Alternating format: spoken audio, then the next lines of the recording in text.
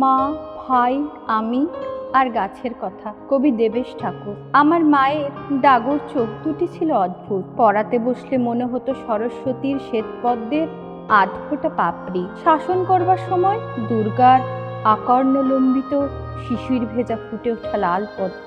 আসলে শাসন করার কোনোদিন প্রয়োজন পড়েনি। চোখ দুটো একটু বিস্তারিত করলেই আমরা ভাই বোনেরা বুঝে নিতাম মহাভারতে উদ্যোগ পর্ব।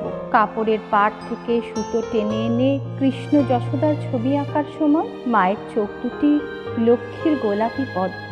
শৈশব থেকে সারাটা বছর খুব ফুটতাম। পুরনো ঘি গরম করে আকন্দ পাতায় দিয়ে পুলটিস দেয়া হতো বুকের চারিপাশে।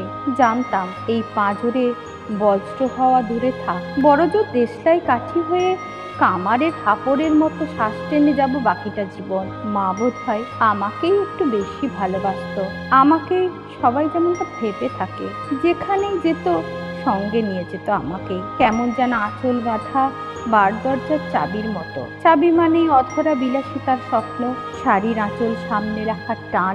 বড় হয়ে বারবার ভেবেছি মা বোধহয় ভাইকে বেশি ভালোবাসেনি। কেমন যেন উপেক্ষা পেতে পেতে কখন বড় হয়ে গেছে। ইচ্ছে করলেও আমি তার অভিভাবক হতে পারিনি। ওর মাথা এতটাই উঁচু, বাধ্য হয়ে ওকেই অভিভাবক মেনে নিয়েছি। চন্দন গাছ যেমন লাল সেগুনের মত বনে অনেকখানি মহিমা দিয়ে দাঁড়িয়ে থাকে, ঠিক সেই রকম আমার মা নিজের হাতে লাগিয়েছিল চন্দন গাছ।